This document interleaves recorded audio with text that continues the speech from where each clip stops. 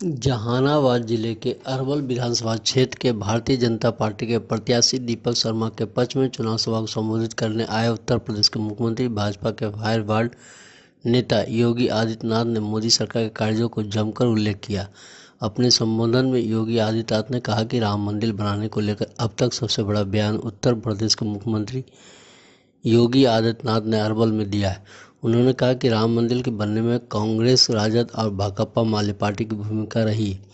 अब देश में आतंकवादियों के कमर तोड़ने का काम भाजपा और गठबंधन की पार्टी ने क्या कहा।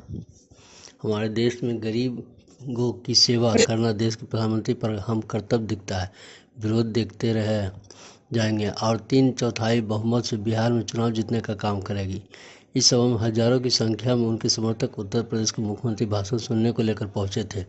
देश के प्रधानमंत्री ने सबसे पहले गरीब को बैंक में खाता खुलवाया, स्वच्छ भारत मिशन के तहत शौचालय का निर्माण कराया, गरीबी रेखा से नीचे जीवन यापन करने वाले को घर दिया, गरीबों के घर में गैस कनेक्शन दिया, बिजली पहुंचाया, राशन कार्ड की सुविधा उपलब्ध करवाई, आयुष्मान भारत के तहत 5 लाख बीमा कवर देने का काम किया। हर किसानों को 6,000 सालाना दिया जा रहा है।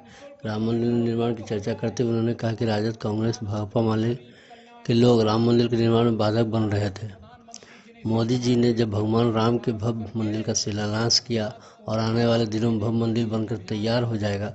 कश्मीर में पाकिस्तान पर आतंकवाद को समाप्त कर दिया। कश्मीर में 370 धारा समाप्त की गई। कांग्रेस के नेता पाकिस्तान में बात करते रहे।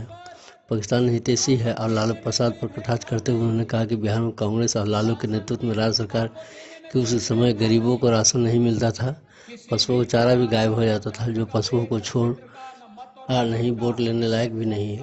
नीतीश कुमार कार्यों को जमकर प्रशंसा करते हुए योगी आदित्यनाथ ने कहा कि एक बार फिर बिहार में एनडीए के नेतृत्व में सरकार बनेगी। बिहार में नरसंहार, अराजकता, भ्रष्टाचार को फिर से जन्म नहीं देना होगा।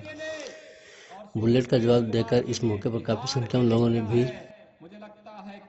सत्ता प्राप्त करने का आधार आज इस वर्तमान में केवल प्रधानमंत्री मोदी जी के नेतृत्व में भारतीय जनता पार्टी को और बिहार के अंदर नीतीश कुमार जी के नेतृत्व में एनडीए के प्रत्याशियों का यह अधिकार बनता है कि जनता जनार्दन आज निर्णय लेकर के इन प्रत्याशियों के पक्ष में अपना वोट दे।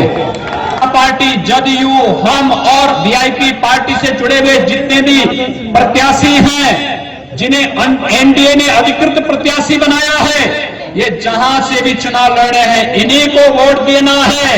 तो भाइयों बहनों, 3/4 से अधिक वोटों से भारतीय जनता पार्टी और जदयू से जुड़े हुए इस गठबंधन से जुड़े हुए प्रत्याशी 3/4 से अधिक संख्या में बिहार के अंदर चुनाव जीत करके जाएंगे और भारी संख्या में फिर से नीतीश कुमार जी के नेतृत्व। भाइयों बहनों, हम हमेशा कहते थे कि रामलला हम आएंगे, मंदिर वही बनाएंगे।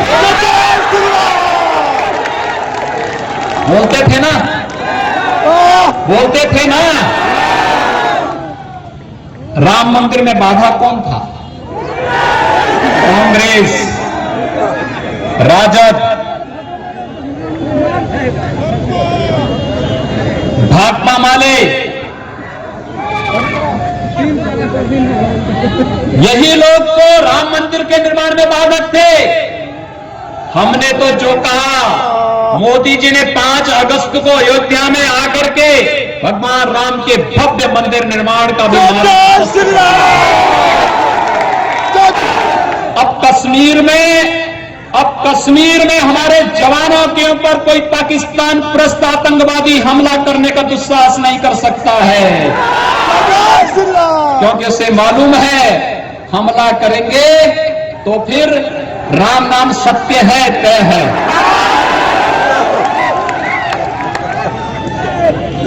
ये भी तय है ना। तो भाइयों बहनों, अब वोट पे अधिकार किसका है? आप इतनी भारी संख्या में हैं। देखिए, मैं सच बताऊं, जब मैं आज सुबह लखनऊ से चला था, मुझे वहां पे एक सज्जन ने पूछा कि कितनी भीड़ होगी। मैंने कहा यार देखो, कोरोना कालखंड है, 2000-2500 की भीड़ रहेगी। यहां पे मैं देख रहा हूं 25-30 हजार की भीड़ आ गई है। अगर ये 25-30 हजार की भीड़ अपना मोबाइल फोन लेकर के पूरे बिहार के अंदर घुनघनाना प्रारंभ कर देगी कि एनडीए के प्रत्याशी हैं, नीतीश जी के नेतृत्व में, सुशील मोदी जी के नेतृत्व में भारतीय जनता पार्टी, जदयू, हम और वीआईपी पार्टी से जुड़े हुए जितने भी प्रत्याशी हैं, जिन्हें एनडीए ने अधिकृत प्रत्याशी बनाया है, ये जहां से भी चुनाव लड़ रहे हैं, इन्हीं को वोट देना है। तो भाइयों बहनों, 3/4 से अधिक वोटों से भारतीय जनता पार्टी और जदयू से जुड़े हुए इस गठबंधन से जुड़े हुए प्रत्याशी 3/4 से अधिक संख्या में बिहार के अंदर चुनाव जीत करके जाएंगे और भारी संख्या में फिर से नीतीश कुमार